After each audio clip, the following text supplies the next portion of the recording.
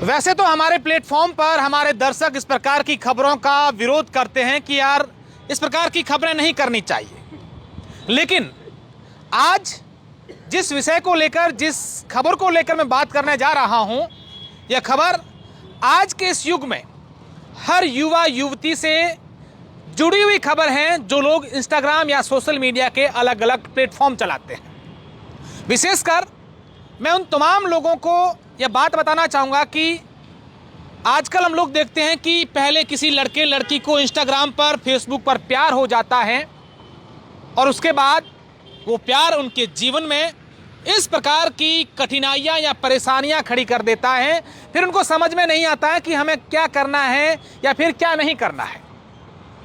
अभी आपकी स्क्रीन पर जो आपको एक युवती नज़र आ रही है, यह युवती अपने आप को दिल्ली की निवासी बताती हैं। ये कहती हैं कि मेरा ससुराल गाज़ियाबाद में था, वहाँ शादी हुई, उसके बाद मेरे पति ने मुझे छोड़ इसलिए दिया क्योंकि उसका किसी और के साथ संबंध था। हमारे एक 3 साल का लड़का है। फिर मुझे किसी और लड़के से प्यार हुआ, मैंने इंस्टाग्राम बनाया, मेरी सहेलियों ने कहा कि इंस्टाग्राम बना लो, वहाँ अपना मन बहला लेना।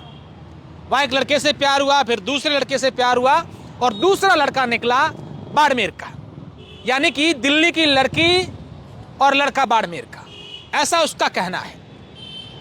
फिर उनकी पहले दोस्ती हुई, दोस्ती प्यार में तब्दील हो गई। लड़की ने तो यहाँ तक कहा है कि हम लोग एक बार मिले भी थे। उस लड़के ने अपने समाज की जो धर्मशाला होती है वहाँ आधार कार्ड पर मेरा नाम बदल करके वहाँ मुझे रुकवाया, हम लोग साथ में रहे, साथ में घूमे। लड़की ने यह भी कहा कि उस लड़के ने कहा कि मैं शादीशुदा हूँ, हमारा विवाद चल रहा है, हमारी तलाक होने वाली है और जब हमारी तलाक हो जाएगी तब मैं अपने घर रख लूँगा। फिर उस लड़की का ऐसा कहना है कि मैंने जब उससे बात करने की कोशिश की तो धीरे धीरे वो मुझसे इग्नोर करने लगा और मेरे से बात करना बंद हुआ। इस प्रकार की लवेरिया बातें इनकी चल रही थी। लेकिन मुझे इस पूरी कहानी में जो बात समझ में आई है वो ये है कि हम किसी भी लड़की पर विश्वास नहीं कर सकते, हम किसी भी लड़के पर विश्वास नहीं कर सकते कि आपके साथ वो क्या कर सकते हैं। क्योंकि इस लड़की ने जब हमें बयान दिया तो उसका कहना है कि मैं इसको ब्लैकमेल करने नहीं आई हूँ, इससे पैसे लेने नहीं आई हूँ, जबकि ऐसी तो कोई बात हमने पूछी ही नहीं। इस प्रकार की बात तो कहीं समझ में भी नहीं आई। एक लड़की जिसकी 2013 में शादी हुई हो, दिल्ली की लड़की, यूपी में शादी, 3 साल का बच्चा और बाड़मेर से उस लड़के से प्यार, अपने 3 साल के बच्चे को छोड़ करके यहाँ बाड़मेर आ गई, उसके घर चली गई, घर परिवार को बता दिया कि मैंने इसके साथ प्यार किया है। लड़की ये भी कहती है कि मेरे पास स्क्रीन रिकॉर्डिंग भी है कि हमने जब बात करते तो हमने स्क्रीन रिकॉर्डिंग भी करी है, हमारी कॉल रिकॉर्डिंग है, हमारी स्क्रीनशॉट हैं, हमने फ़ोटो लिए हैं, जब ये तमाम प्रकार की। फिर ये कहाँ ज़रूरत आई? मैं इस लड़की को गलत नहीं ठहरा रहा हूँ या फिर इस पूरी घटना को लेकर ये भी नहीं कह रहा हूँ कि ये ही घटना गलत है या सही है। अगर लड़के ने उस लड़की के साथ गलत किया है, शादी का झांसा देख करके अब इनकार कर रहा है, झूठ बोला है, तो कानूनी कार्रवाई होनी चाहिए। लेकिन बात यहाँ पर यह भी समझ में नहीं आती है कि पहले उसके साथ प्यार, उसके साथ फिर ये प्यार, पति को छोड़ना, ये छोड़ना, फिर यहाँ पर मीडिया से बात करते करते ये दे कि मैं ब्लैकमेल या पैसे के लिए नहीं आई हूँ। ये कहाँ तक ठीक है?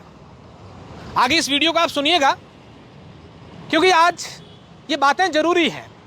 आजकल हम लोग देखते हैं हमारी इस युवा पीढ़ी में कई बच्चे बच्चियां जो हैं वो गलत दिशा में जा रहे हैं। उनको इस उम्र में, एक उम्र ही ऐसी होती है कि कई सारी चीज़ें समझ में नहीं आती हैं, लेकिन जब उनके सामने एक परेशानियों का पहाड़ खड़ा होता है तब उनको समझ में आती है। इससे पहले कि हम लोग ऐसी चीज़ों को लेकर जागरूक करें, अवेयर करें, समझाएं कि ये सब ऐसा भी हो सकता है। इस लड़की ने यह कहा है कि मुझे तो बस इस लड़के के साथ रहना है। अब वो कैसे रहे मुझे नहीं पता, ये लड़का सामने आया आपको बयान दे, न जाने कैसी कैसी बातें कर रहे थे। बस मैं आपको इसलिए ये बात, पूरी कहानी बताना चाहता हूँ कि इस कहानी को लेकर आप लोग क्या समझते हैं या आप लोगों ने इस पूरी कहानी में क्या समझा है। सिर्फ हम जज का काम नहीं करके, कानून का काम नहीं करके, आत्मचिंतन जरूर करें कि आजकल हम लोग हमारी युवा पीढ़ी को, इन बच्चों को कैसे समझाएं कि कोई भी कहीं पर भी आपको झांसे में ले सकता है, आप ब्लैकमेलिंग के शिकार हो सकते हैं, या फिर कोई लड़का आपको, लड़कियों किस तरीके से अपने झांसे में ले करके अपने यूज़ के लिए तमाम चीज़ें कर सकते हैं। अलर्ट रहिए, सावधान रहिए। मेरा नाम कंचन है और गाज़ियाबाद मेरी शादी हुई थी, जिसका नाम, लड़के का नाम नवीन चौहान था, और वो 3 साल पहले मुझे छोड़ के चला गया, जिससे कि कारण मैं बीमार पड़ गई थी। तो इस कारण मैंने इंस्टाग्राम चालू किया। कभी मैंने सोशल मीडिया नहीं चलाया, ना जानती थी सोशल मीडिया।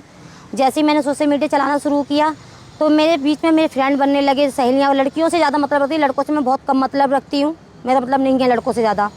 तो मेरे दोस्त हैं, परवीन मेरे लाइफ में आया था, परवीन जैन नाम का लड़का। उसने मुझे कहा, क्या कहते हैं, मैं तेरा दोस्त हूँ, तुझे जैसी भी हेल्प चाहिए मैं तेरे साथ दूंगा कंचन, मैं तेरे साथ रहूँगा, हम अच्छे फ्रेंड हैं।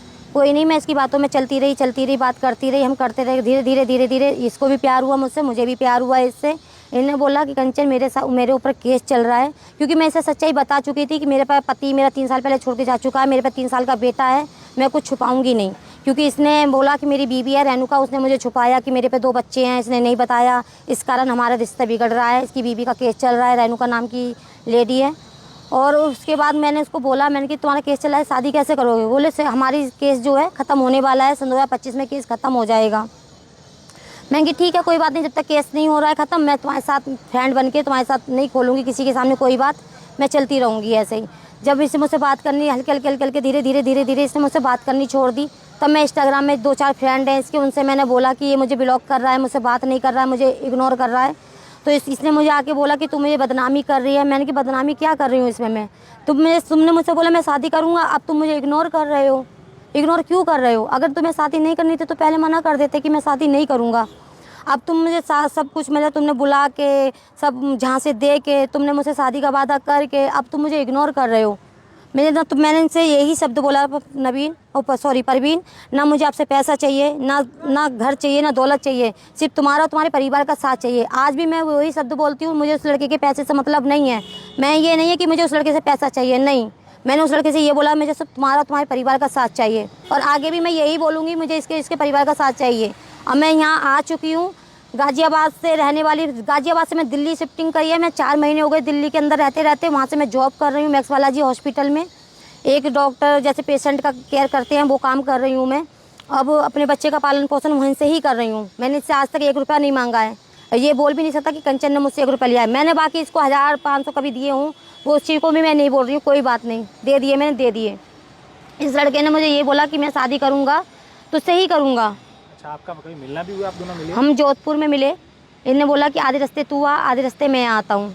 हम आधे रास्ते पे आके मिले, क्योंकि इसने मुझे ये बोला कि मैं शादी करूँगा, इसलिए विश्वास पे मैं आ गई। अगर ये मुझे कह देता कि कंचन मैं शादी नहीं करूँगा, तो मेरे साथ ऐसे ही आ जा, तो मैं कभी ज़िंदगी में नहीं आती। लोग कहाँ रुके थे? जोधपुर में इनका जैन समाज का कोई वो है, भवन है, जिसके मेरे पास फ़ोटो पड़ा है, क्योंकि मैं वहाँ से आ गई थी तो लेके आ गई थी। तो परवीन ने बोला कि कंचन तो वो कागज़ साथ ले गई है, उस कागज़ के मुझे फ़ोटो खींच के दे। तो मैंने वो कागज़ का फ़ोटो खींच के इसको शेयर किया था ना, वो अभी तक मेरे फ़ोन में पड़ा है। तारीख और डेट भी दे सकते हो कब का है। अच्छा, आप दोनों की बातचीत हुई, इसके आपके पास क्या प्रूफ है? कुछ हमारी प्रूफ यही है सर, देखो ज़्यादा प्रूफ तो कुछ नहीं है। जब मुझे कुछ पता लगा इसके बारे में कि ये मुझे चीट कर देगा, तब मैंने ये सबूत इकट्ठा शुरू किया। इसके साथ फ़ोटो हैं मेरे, और क्या कहते हैं, रिकॉर्डिंग है, जो हम बात करते थे उसकी रिकॉर्डिंग है, और स्क्रीन शेयर, जैसे कि हम आपस में बात कर रहे हैं वो भी है। इन दोनों हमारी पूरी रात की स्क्रीन शेयर भी है। मानती हूँ कानून अपराध है, पर मैंने अपनी सेफ्टी के लिए, क्योंकि मैं इस आदमी के साथ अपना घर बनाना चाह रही थी, इसलिए मैंने ये चीज़ें रखी थी। वरना मेरा ऐसा कोई मोटिवेट नहीं है कि मैं इसको ब्लैकमेल करूँ कि मुझे पैसे दे तू। अगर मुझे ब्लैकमेल करना होता तो मैं यहाँ आके ना खड़ी होती, फ़ोन से ही बोलती तू मुझे पैसे दे, मैं पुलिस को जाके दे, नहीं तो ये चीज़ दे दूँगी। मैंने ऐसा कुछ नहीं बोला। तो आप पुलिस को, आप दोनों की रजामंदी थी, आप उसकी एक थोड़ी मतलब आपकी हमारी रजामंदी थी, पर इसने ये बोल के रजामंदी करवाई मेरे से कि मैं शादी करूँगा। आप क्या चाहती हैं? मैं इसको ये चाहती हूँ कि ये मुझे अपने साथ क्यों नहीं रखना चाह रहा है, क्या ऐसी वजह है ये मुझे साथ नहीं, पहले इसने क्यों मेरे से झूठ बोला? या तो मुझे साथ रखे, मुझे नहीं पता, मुझे कुछ नहीं चाहिए, मुझे साथ रखे बस। मैं कहाँ भटकूंगी, मैं जगह मुँह थोड़ी ना मारूंगी सर जी। लड़का क्या काम करता है? ये इसने मुझे बताया मैं डॉक्टर का, मैं आयुर्वेदिक की सप्लाई का काम करता हूँ, दवाइयों का। अब यहाँ के पता लगा मुझे ये कुछ भी नहीं करता है, और जो बात है मैं सच बोल रही हूँ, इसमें कोई भी झूठ है ही नहीं। ना तो उस लड़के को ब्लैक मिलने का झूठ है, ना मैं उसकी फैमिली को, अभी उसकी फैमिली से मिल के आई हूँ। कैसे हो गई इससे? इंस्टाग्राम से इसका दोस्त था, उसके जरिए मेरी दोस्ती हुई थी। इसका दोस्त था एक लक्की नाम का, उसके जरिए मेरी दोस्ती हुई थी। ये सोशल मीडिया ऐप एक ऐसा है कि इससे लिंक जुड़ता चला जाता है, एक से एक मिलता चले जाते हैं। साल भर हो गई, साल भर से मेरा किसी से कोई मतलब नहीं है। परवीन जैन के सिवा मैं किसी से बात नहीं करती, किसी से मतलब नहीं रखती। इसको मैंने ये भी बोला है कि मुझे ये मत समझ कि मैं इधर उधर मुँह मारने वाली लड़की हूँ। मैं मुँह मारने वाली लड़की नहीं हूँ। तेरे लिए मैं सीरियस हूँ, तेरे से मैं घर बनाऊँगी। तूने भी मुझे ये बोला कि मैं तेरे साथ टाइम पास नहीं कर रहा हूँ। जब मैंने तुझको ये बोला कि मैं सीरियस हूँ तो तू मुझे जब भी कह देता मैं भाई मैं तेरे साथ सीरियस नहीं हूँ। और अब क्या चाहती हैं आप? मैं ये चाहती हूँ कि इस बंदे को बुला के सामने से बुलवाओ और उससे ये कहो भाई तू क्या चाहता है। वो ये कह रहा है कि मैं रखना नहीं चाहता और मैं रहना चाहती हूँ, तो इसका मैटर कैसे सॉर्ट आउट होगा आप ये बताइए। आप इनके घर भी गए थे अभी घर होके आई हूँ मैं। इनकी मम्मी ने बोला कि इसको पकड़ मुंह बंद करके मार इसको। मैंने कोई बात नहीं, आप मार लो मुझे। कह रही मैं तुझसे मिलने वाला कुछ नहीं है। मैंने को अभी भी बोल के आई, मैंने कुछ चाहिए भी नहीं मुझे तुमसे। बच्चा साथ में इसलिए नहीं लाई कि ठंड हो रही थी बहुत ज़्यादा।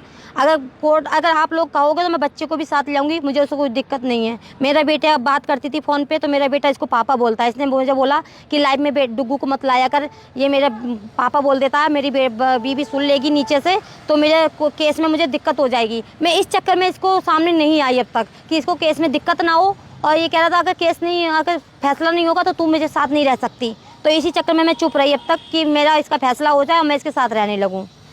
अब इसने मुझे हर जगह से ब्लॉक कर दिया तो मुझे लगता नहीं है कि बस